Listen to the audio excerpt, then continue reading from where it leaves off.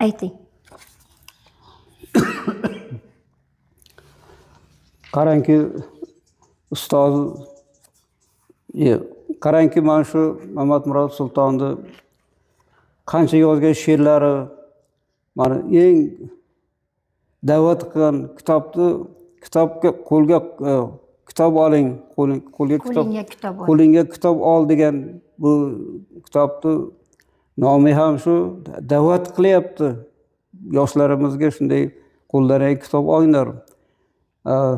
Kelajagimiz sizlar degan umidlar bilan mana shunday bir yaxshi bir nasihat, ya'ni bir o'ziga yarasha inson yaxshi bir xotirlar bilan yashadi, yaxshi bir insonlar bilan do'st munosabat bo'ldi. Bu insonni hamisha xotirlaymiz. Chunki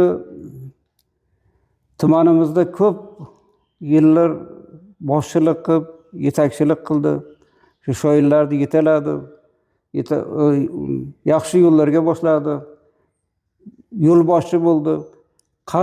Qarasangiz Toshkentda, bir qarasangiz Samarqandda qanday uyushmalarga borib, o'zini bir vaqtini ayamay shu tumanimizga yaxshi xizmat qilgan bir inson sifatida biz hamisha esga yodga olamiz.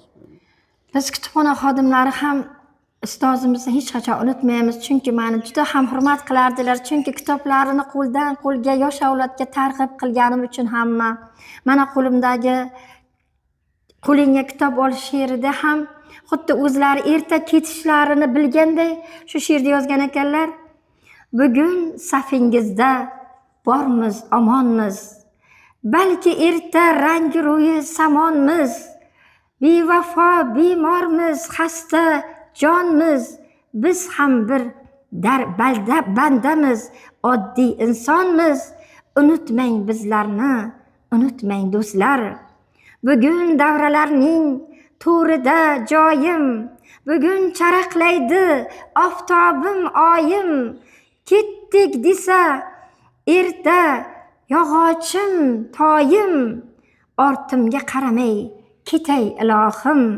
Unutmang bizlarni, unutmang do'stlar.